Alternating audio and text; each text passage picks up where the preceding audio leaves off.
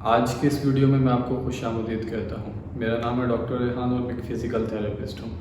आज के इस वीडियो में हम जोड़ों के एक ऐसे मर्ज़ के बारे में बात करेंगे जिसमें मरीज़ को अपने स्मॉल जॉइंट्स जैसे कि फिंगर्स, रिस्ट के जॉइंट्स, फुट के डिजिट्स या फुट के जॉइंट्स, एंकल जॉइंट में बहुत ज़्यादा दर्द और अकड़ाव का सामना करना पड़ता है। जब सुबह मरीज़ नींद से बेदार होता है तो उसको अपने रिस्ट बंद करने और खोलने में बहुत ज़्यादा मुश्किल का सामना करना पड़ता है। इस डिज़ीज़ को मेडिकल टर्म में हम रिमेटॉइड आर्थराइटिस कहते हैं, जबकि उर्दू ज़ुबान में इसको गिंठियाँ भी कहा जाता है। रिमेटॉइड आर्थराइटिस एक सिस्टमेटिक ऑटो इम्यून डिसऑर्डर है। ऑटो इम्यून डिसऑर्डर का मतलब ये है कि इसमें हमारी बॉडी का इम्यून सिस्टम जो कि हमें मुख्तलिफ बीमारियों से बचाता है, वो हमारी बॉडी के अगेंस्ट काम करना शुरू कर देता है। मेनली हमारे जॉइंट्स को इफेक्ट करता है, जिसमें ये हमारी साइनोवियल लाइनिंग को डैमेज करता है, जिसकी वजह से हमारे जोड़ों के गिर्द इन्फ्लेमेशन हो जाती है और हमारे जॉइंट्स डैमेज भी होते हैं।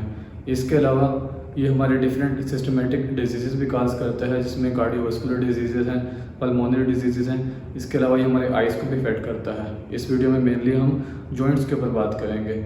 मेनली रिमेटॉइड आर्थराइटिस हमारे स्मॉल जॉइंट्स पर इफेक्ट करता है, जिसमें हमारे फिंगर्स के जॉइंट्स हैं, हमारे रिस्ट के जॉइंट्स हैं, हमारी फुट की डिजिट्स यानी उंगलियां हैं, या इसके अलावा फुट के हमारे और जॉइंट्स हैं। इसके अलावा ये हमारे एल्बो जॉइंट, शोल्डर जॉइंट और नी जॉइंट पर भी इफेक्ट कर सकता है, लेकिन मोस्ट कॉमन ये हमारे स्मॉल जॉइंट्स को ही इफेक्ट करता है। इसके अलावा ये एक सिमेट्री के अंदर इफेक्ट करता है, यानी अगर ये हमारे हैंड्स को इफेक्ट कर रहा है तो ये दोनों लिम्स को इन्वॉल्व करेगा, यानी दोनों हैंड्स पर इफेक्ट करेगा। अगर फुट को इफेक्ट कर रहा है तो दोनों फुट्स पर आएगा। इसके अलावा हमेशा ये मोर देन वन जॉइंट को इफेक्ट करता है, यानी एक से ज़्यादा जॉइंट्स पर ये इफेक्ट करेगा। अगर हम इसके साइन एंड सिम्टम्स की बात करें कि पेशेंट किन कंडीशंस के साथ प्रेजेंट करता है, तो उनमें मोस्ट कॉमन मॉर्निंग स्टिफनेस है। जब पेशेंट सुबह नींद से उठता है तो उसको अपने जोड़ों में बहुत ज़्यादा अकड़ाव का सामना करना पड़ता है। उसको अपनी रिस्ट बंद करने और खोलने में बहुत ज़्यादा मुश्किल होती है। इसके अलावा पेन है, जोड़ों में उसको बहुत ज़्यादा दर्द का सामना होता है। इसके अलावा फटीग, यानी जब भी पेशेंट कोई काम करता है वो बहुत जल्दी थक जाता है। पेन होता है, मॉर्निंग स्टिफनेस है एंड फटीग है। इसके अलावा डिफरेंट सिम्टम जो हैं उसमें रेंज ऑफ मोशन डिस्टर्ब हो जाती है, रेंज ऑफ मोशन लिमिटेड हो जाती हैं, कोई डिसेबिलिटी हो सकती है जिनमें फिंगर्स की ट्रिगर फिंगर होती है, कार्पल टनल सिंड्रोम हो सकता है, या कोई और डिजीज़ भी हो सकता है। उंगलियों में टेढ़ापन हो जाता है। इसके अलावा कुछ कंडीशंस में फिंगर्स में नोड्यूल्स बन जाते हैं, जिनको हम हर्बन्स और बूचर्ड नोड्यूल्स कहते हैं। अगर हम उन्हें पालपेट करें तो यहाँ पर नोड्यूल्स फील होते हैं। इसके अलावा स्टिफनेस हो जाती है, रेंज ऑफ मोशंस लिमिटेड रह जाती हैं, इन्फ्लेमेशन का सामना करना पड़ता है, अपनी कोई भी डेली एक्टिविटी परफॉर्म करने में मुश्किल का सामना करना पड़ता है। 80% पेशेंट्स को साथ सर्वाइकल पेन भी आता है, यानी हमारे जो गर्दन के ये मोहरे होते हैं सर्वाइकल एरिया के, रिमेटॉइड आर्थराइटिस इन जॉइंट्स के ऊपर भी इफेक्ट करता है।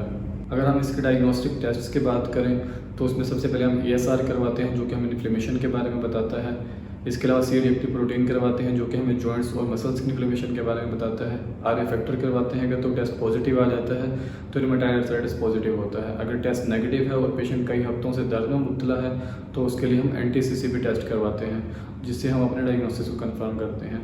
इसके अलावा एक्सरे जो है वो भी हमें डायग्नोस बनाने में हेल्प आउट करता है। एक्सरे से हम जॉइंट डिफॉर्मिटी का आइडिया हो जाता है, जॉइंट स्पेस का, जॉइंट इरोजन का, डिफरेंट फीचर्स देखकर हम एक्सरे से रिमेटॉइड आर्थराइटिस को कंफर्म करते हैं। इसके अलावा MRI और अल्ट्रासाउंड जो है वो बेटर रिजल्ट्स देते हैं एज़ कम्पेयर टू एक्सरे, हमें डायग्नोसिस में ज़्यादा हेल्प करते हैं। अगर हम इसके ट्रीटमेंट की बात करें तो फार्माकोलॉजिकल ट्रीटमेंट में नॉर्मली NSAIDs दिए जाते हैं, जिसमें ब्रोफीन, नेप्रोक्सिन वगैरह हैं, और इसके अलावा जो है वो डिमार्ट्स दी जाते हैं, जिसको हम disease modified anti rheumatic drugs भी कहते हैं, जिसमें मेथोट्रेक्सेट दी जाती है।